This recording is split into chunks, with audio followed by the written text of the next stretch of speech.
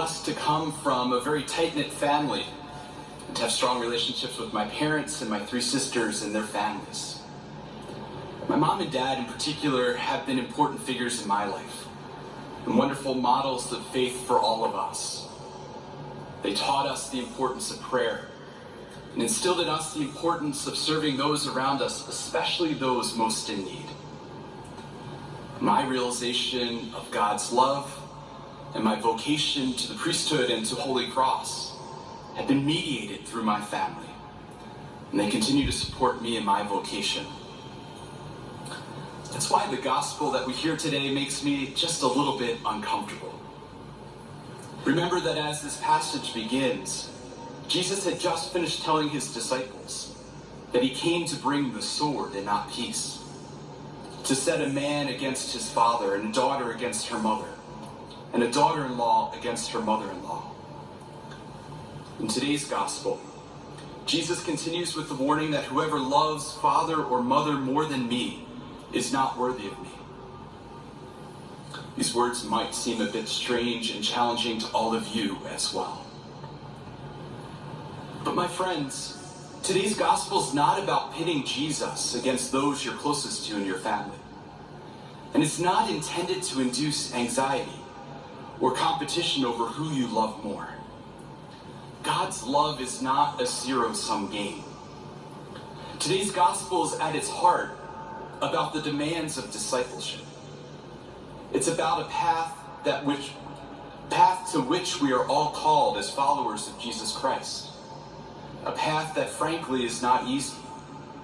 A path that will always cost us something, and may even cost us everything. Jesus is telling his disciples in painfully honest words that following him necessitates a choice. To be confronted with Jesus is to be confronted with the choice of whether to accept him or to reject him.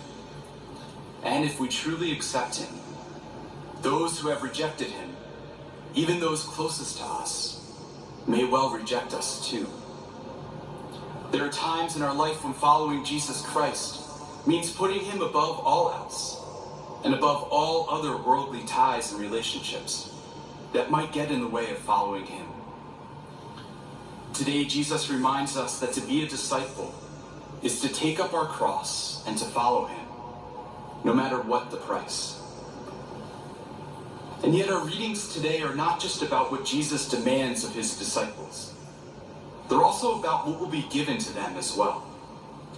Jesus reminds us that his is a path of life. And in following after him, we too are invited to receive new life in him. And in this new life, he does not abolish the family or our relationships or ties. He enlarges them. He gives us that which human beings so often strive for, but cannot fully attain on our own. True unity, true communion with one another. Such communion with those around us is something we know that we deeply desire. Clear signs of this desire have been especially evident lately, as we confront the twin crises of a global health pandemic and the realities of systemic racial injustice. Even amidst these upheavals in our world, we've seen many genuine and moving efforts at fostering a sense of common connection, support, and solidarity with our fellow human beings.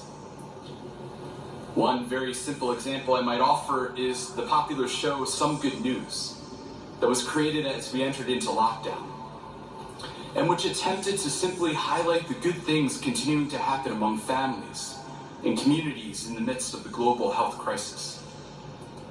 I think the general popularity of the show points to a deeper desire in our society for that which can unite and lift us up. A small attempt to bring a little light into the darkness that all of us are experiencing.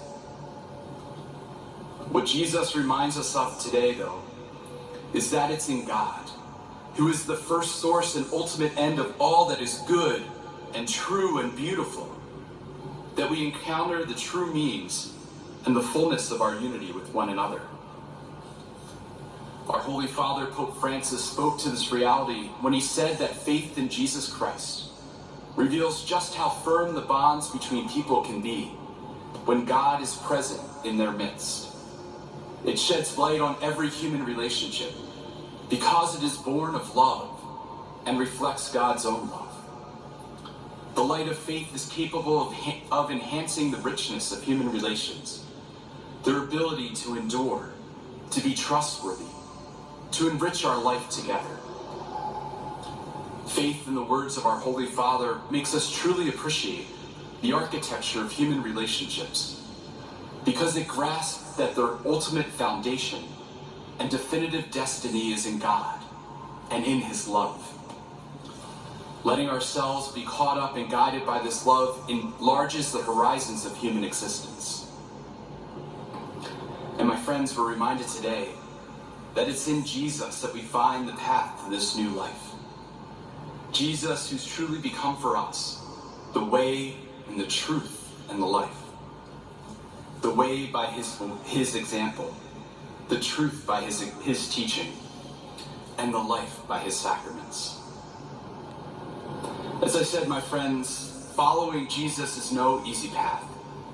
His words to his disciples make clear that great sacrifice will be required of us. The prospect of losing our friends, our brothers and sisters, our parents, and even our life can be quite intimidating. We might feel paralyzed in the face of such overwhelming demands.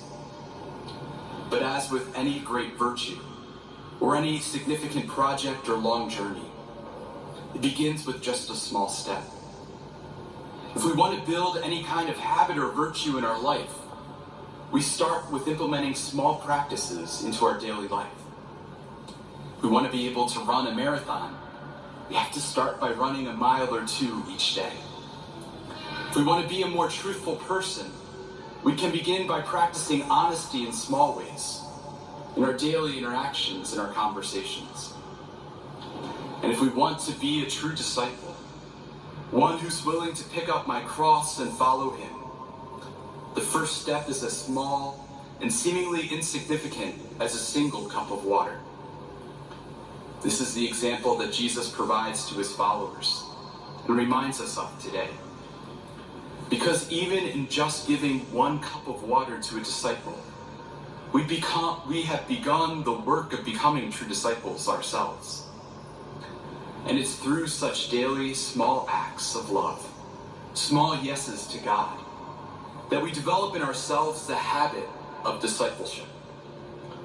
So that when greater demands are one day required of us, we will be ready to respond courageously. And we will be able to do so like the apostles, who rejoiced in their being able to suffer for the sake of the gospel. The good news is that God has given us everything we need. He's given us the example of countless men and women who've done this heroically. Saints whose lives are held up to us by the church. And if it's not enough for God to give us this cloud of witnesses and companions for our journey, let us not forget that God has also given us himself. Because yes, he calls us to a path that's demanding, and one which will require great sacrifice. As St. Paul reminds us in our second reading, we were indeed buried with him through baptism into death. But we were also baptized into his resurrection and his life. If we have died with Christ, we will also truly live with him. Being a follower of Jesus Christ does not mean we will not face difficulties in this life. And it does not grant us an excuse to ignore the problems of our times. But it does allow us to confront these with hope. We know that there will be dying to do on the way to the Father. But if we've died with Christ, then we know that we will also live with him.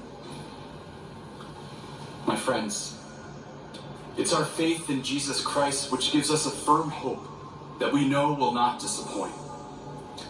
As Pope Francis has reminded us, faith is no refuge for the faint-hearted, but something which enhances our lives. It makes us aware of a magnificent calling, the vocation of love. It assures us that this love is trustworthy and worth embracing. For it is based on God's faithfulness, which is stronger than our every weakness. Grounded in this truth, let us take up our crosses and follow him.